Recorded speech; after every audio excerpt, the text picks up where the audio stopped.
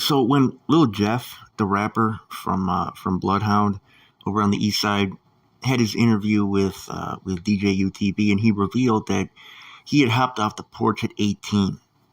That was one of the statements that he made in the video that surprised people the most. And for people that are watching from other countries or maybe not familiar with like slang in the United States, when they say hop off the porch, that basically means start doing crime, like start making money in the streets, start just getting active in the streets, and stop being an ordinary law-abiding citizen and start just living a life of crime in some way, shape, or form. The definition of that phrase, I think personally, has changed a little bit over time. When I was young, typically when somebody said they had hopped off the porch, it was like joining a gang and starting to get involved in the drug business in some way, shape, or form.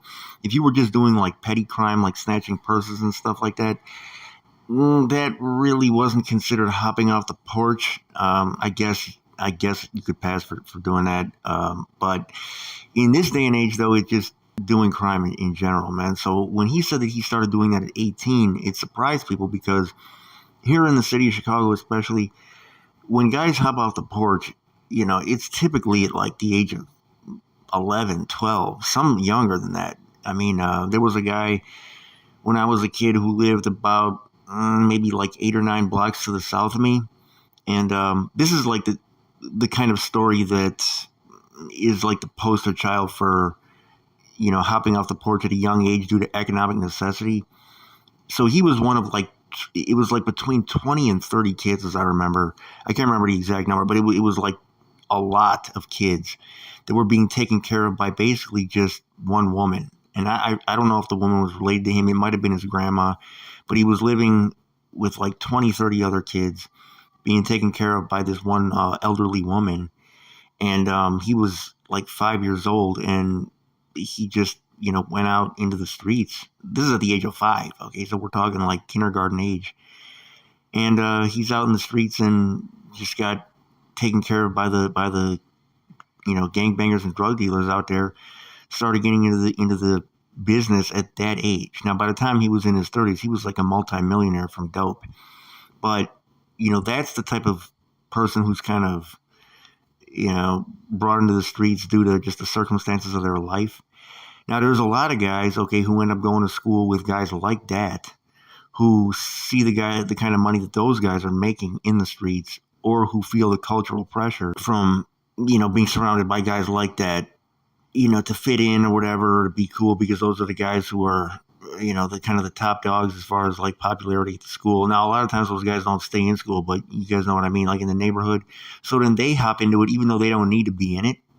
Okay, so Lil Jeff said that he hopped off the porch at 18. That's super late. I mean, super late. Like for young guys in the streets of Chicago, that's like 18 is like the life expectancy practically. I mean, that's like you're a senior citizen at 18. But today, in today's news story, after that long intro, we have an example of somebody who's, getting into it at the age that a lot of people in Chicago get into it. And his girl is 11.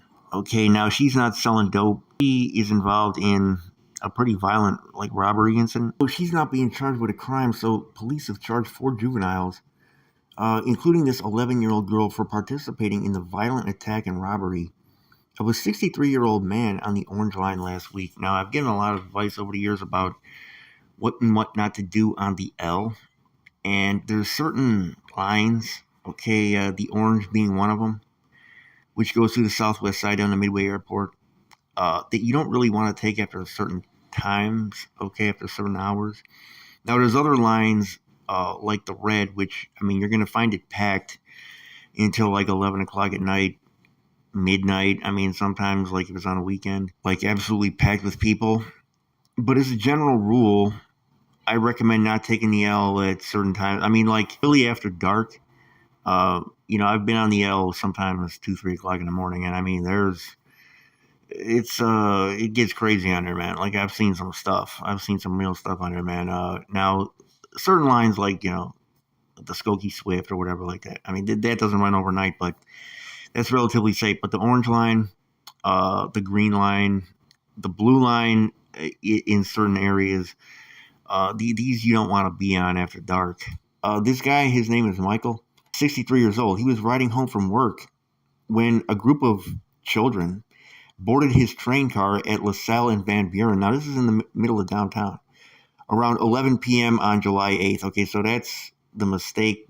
I mean, he had no choice, coming home from work, but worth the money to get maybe an Uber or something around that time, because I'm telling you, the L at that time gets crazy. Trouble arrived when up to 10 people boarded the train, and he stood up to walk away from the group. So as he stood up to walk away from the group, they began punching and kicking him. Okay, he said they just pounded on me, and I knew I had to get off of this car to not die, he said. So when he exited at Quincy, the group followed him and continued the attack. Okay, so he did the right thing to get off the L, but I would have had to see the camera footage of how many people were on the L besides him. But my suspicion is at that time, it may not have been packed at that time. So they all escaped on the train after taking his debit card. And this is according to CPD's mass transit unit. They released surveillance images of 8 people who were allegedly involved in the attack. And they said as many as 10 assailants may have been involved, all between 14 and 22 years old, except for this 11-year-old girl. So yesterday, police announced that a 16-year-old boy had been charged with robbery of a senior citizen and aggravated battery of a senior citizen in connection with the case. So the guy said what happened was he had stood up to walk away, and somebody had hit him in the back of the head, possibly interpreting him standing up as like a challenge. Okay, instead of him trying to walk away, interpreting that as like a challenge. So he hit him in the back of the head. And when he hit him in the back of the head, he went forward. He went forward due to the hit. And he said that the rest of the kids in the group took him lunging forward. It pushed him forward into them. And he said they took that as a challenge. So then they started beating him. Okay. Now, you'll see these large groups of kids or teens on the L and in downtown in general at that time. And the time to get away from them is as soon as you see them, from a distance. You don't want to be around these groups of teens because, I mean, they're doing stuff like this constantly. I hear about stuff like this almost daily. So, you see a group of teens on the L at that time of night, you're out of there.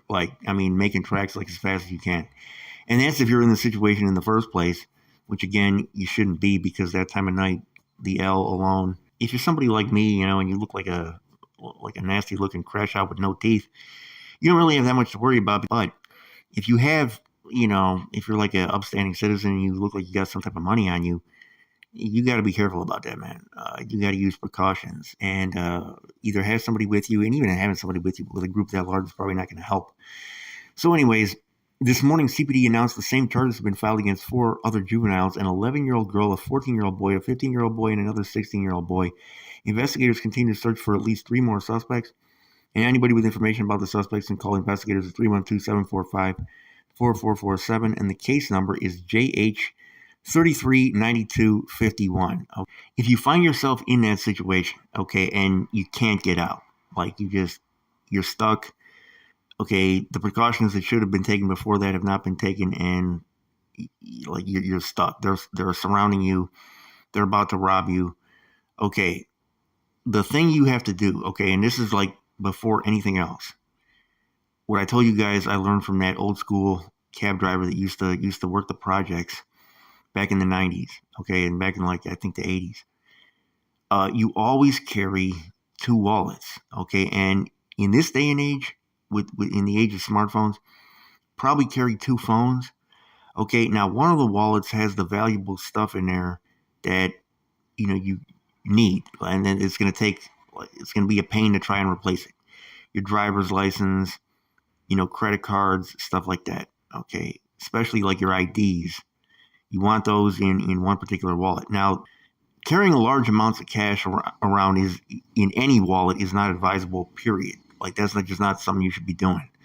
Okay, but the credit cards and the IDs, that's in one wallet that looks just torn up, old.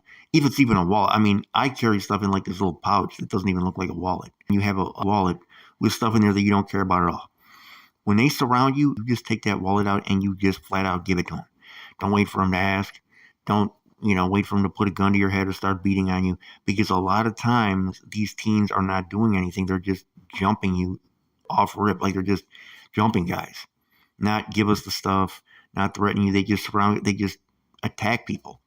And in a lot of instances, too, I've seen guys just come up from behind and start attacking people. So when you see people approach you on some robbery stuff, okay, and you're just getting those vibes, take the wallet out and just drop it. You can, like I said, have a cheap, like super cheap phone that you don't care about, doesn't have any, contacts in or anything like that. And then you got your real phone. Okay, if you can, this is even better. Take out the wallet and the phone and just drop it. Okay, you can get smartphones now for 25, 30 bucks, that look like decent Android phones, but I mean, they're super cheap. Okay, so you take that out, you take the wallet out, you just flat out drop it and then walk away. And don't say a word either. Don't say a word. Just take the thing out, drop it. And if they follow you after that, if you can, okay, if you're on the L, don't walk off the L. Okay, because walking off the L, especially that time of night, you're probably going to be on a platform where there's not too many people, if anybody, except you and these kids. So you walk through the cars, okay, to another car, where at that time of night, 11, there should be some car with some commuters on it, okay? And you try to get to some place where there's other people around. Now, at that time of night, too, now this might be a little bit difficult when the train's moving for a senior citizen, but do it. I mean, just do it, because getting beat up is difficult, too. So hopefully, they'll catch these kids, and hopefully they'll learn their lesson and get back on that porch before they end up dead or in prison, because, this is the type of thing that's just like, this is like crash out behavior. You know what I'm saying? Because sooner or later, they're going to do this to somebody that's going to whip out the strap and just blaze all of them. So be smooth out there, guys and kids. This is not the type of thing you want to be doing at the age of 11. And an 11-year-old is out at 11 o'clock at night. I don't know what her living situation is. I don't know what her parents, if she has parents or where they're at or anything. But 11-year-olds shouldn't be out, really. I mean, I would say past dark in Chicago. In Chicago, 11-year-olds shouldn't be out past dark. If your 11-year-old is hanging out with a bunch of teens downtown at 11 o'clock at night with no adult supervision, that's just, right there is just a bad situation. So I don't know where the parents are or anything like that, but so I'm not going to pass judgment, because there's a million scenarios and people shouldn't judge, because, like I said, I've seen a lot of different stuff, but that's something has already gone wrong if an 11-year-old is downtown at 11 o'clock at night. Thankfully, the guy is okay and has made it. Your boy Chicago News. I'm out.